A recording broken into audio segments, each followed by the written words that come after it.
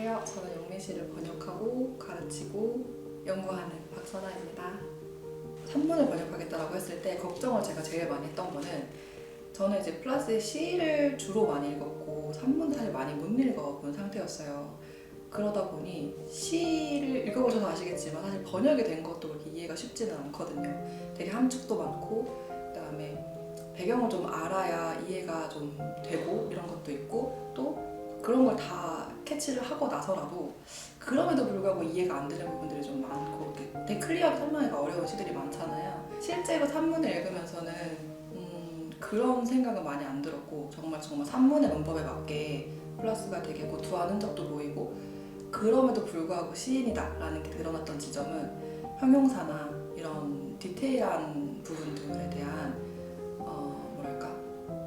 고심이 되게 많이 녹아 있었어요. 그러니까 뭔가 자기가 전달하고 싶은 세계가 있고 보여주고 싶은 세계가 있는데 이걸 산문에서 풀어내려고 하니까 시적으로 함축적으로는 하지 못하더라도 뭔가 최대한 많은 거를 좀 전달하고 싶어하는 그런 노력이 보였던 것 같습니다. 그래서 아마 플러스를 사랑하시는 분이고 시를 좀 읽으셨던 분들이라면 차이가 좀 보이실 것 같아요.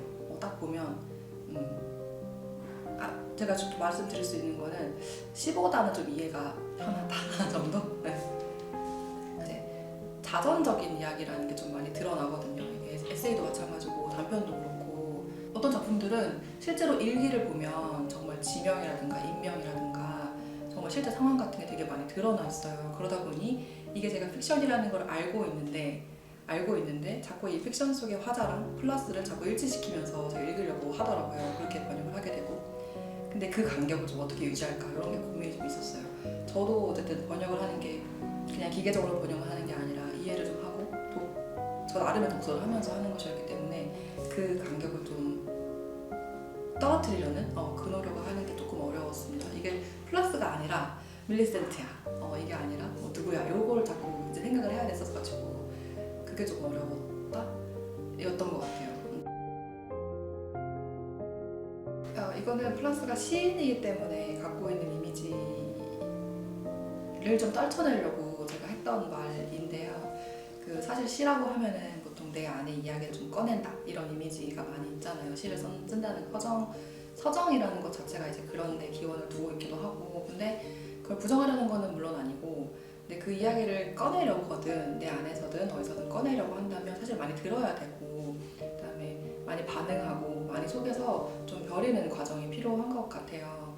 그래서 저는 좀 어쨌든 연구자로서 좀 뉴트럴하게 연구를 하고 싶다 해도 그래도 취향이라는 게 좀 있어가지고 저는 사회랑 개인이 관계하는 방식을 다루는 시들을 되게 많이 좋아해서 사회적인 목소리가 좀 잘 드러나는 그런 시들을 좋아하거든요.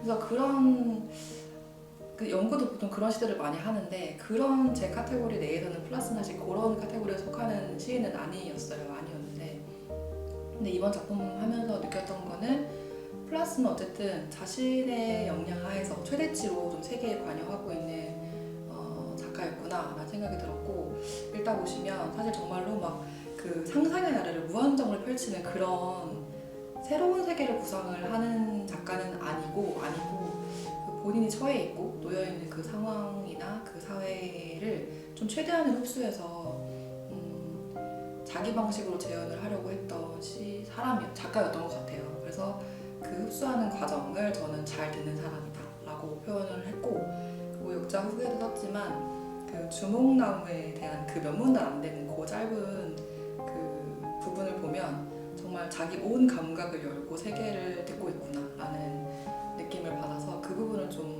후기에서 강조를 하고 싶었던 것 같습니다. 네. 근데 저는 개인적으로 익회라는 작품을 되게 좀 좋아합니다. 왜 좋아하냐면 고나이 또래의 이제 사람들은 대부분 자기 소속감을 되게 갈망하거든요. 어딘가에 소속이 되고 싶어 하고 그러다 보니까 또 20대 초반 그때 나이는 사실 자기가 사회 내에서 어떻게 포지셔닝을 할까에 대한 고민이나 탐색을 되게 많이 하는 시기잖아요. 이페라는 작품에 보면은 주인공이 밀리센트가 정말 아무 문제의식 없이 그냥 일종의 정상성이라는 루트를 쫓아서 막 가요. 그래서 그 과정에서 정말 우연하게 맞닥뜨리는 이상한 아저씨에게 들은 그 헤더스 이야기를 딱 경험하잖아요. 그것 때문에 그런 이상한 존재에 되게 강하게 영감을 받는 거예요. 이 사람이 밀리센트라는 주인공이. 그래서 작업하면서 밀리센트를 괴롭혔던 기존의 정상적인 어떤 질서, 그 학교 내의 질서라는 게 되게 의미가 없는 악함이고 그다음에 권위의식 이런 건데 이런 거를 제가 하면서 스트레스를 약간 받다가 그걸 나중에 통쾌하게 되게 날려버리잖아요. 뭐 박차고 나오잖아요 주인공이. 뭔가 플라스도 꿈꾸고 희망했던 세계가 좀 있구나. 그런 모습에 대해서 생각을 할 수 있었어가지고 입회라는 작품을 가장 좋아합니다. 봤던 후기 중에 하나는 아직도 번역이 안 된 플라스 작품이 있다고? 이거였거든요. 근데 편집자분들도 마찬가지고 저도 연구자로서도 마찬가지였는데 진짜 놀랬거든요. 아직도 있구나 라는 생각이 좀 들어서 아무쪼록 이 작품집이 여러분들한테 플라스의 새로운 모습을 좀 전해드릴 수 있었으면 좋겠습니다. 안녕하세요. 실비아 플러스의 낭비 없는 밤들을 편집한 편집자 K입니다. 마음산책에서는 2013년부터 실비아 플러스 시 전집, 벨자, 드로잉집, 동화집까지 실비아 플러스의 작품들을 꾸준히 출간해 왔는데요. 이번에는 단편과 산문을 엮은 작품집을 선보이게 됐습니다. 표지를 보시면 시전집이랑 벨자와 이어지는 걸 알 수 있는데요. 이 두 권의 책은 2022년에 독자분들한테 다시 한번 책의 존재를 상기하기 위해서 이렇게 새롭게 리커버를 해서 선을 보인 적이 있었어요. 그때 베테랑 북 디자이너인 박연미 디자이너님께서 작업을 해주셨었고 이번에 낭비 없는 밤들 역시 박연미 디자이너님께 표지 의뢰를 드렸습니다. 디자인 의뢰를 드릴 때 세 권의 통일감을 유지하면서 재작년에 같이 나온 책처럼 느껴지지 않도록 이 책만의 고유함을 좀 살려주십사 부탁을 드렸었어요.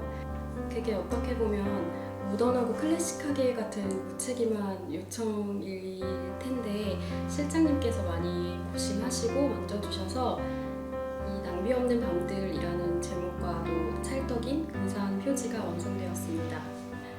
낭비 없는 밤들이라는 제목은 책에 실린 소녀석상과 돌고래라는 단편에 나오는 낭비 없는 세계, 저축과 소중히 여기는 것들이 있는 세계, 사랑이 불을 피우고 사랑이 승리하는 세계라는 문장에서 따왔습니다.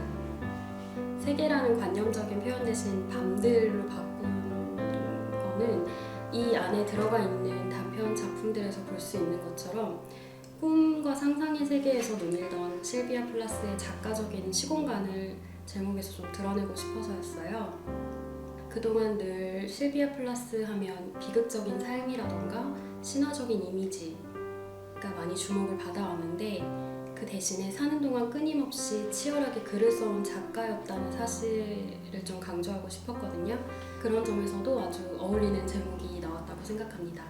낭비 없는 밤들의 원제는 작품집의 표제작이기도 한 조니 패닉과 꿈의 성경인데요.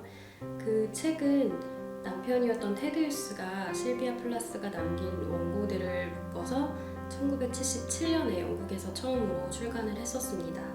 낭비 없는 밤들은 거기에 새롭게 발견된 원고를 추가한 1979년도 버전에서 출간했습니다.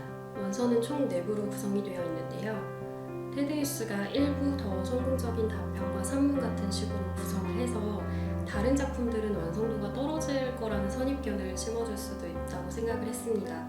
그렇게 판단한 기준이나 근거도 빈약해 보였고요. 그래서 저희는 그 구성을 해체하고 단편과 산문을 분리한 다음에 최고의 실비아 플러스, 그러니까 가장 생생한 실비아 플러스를 만날 수 있는 산문에서부터 책을 시작하기로 했습니다.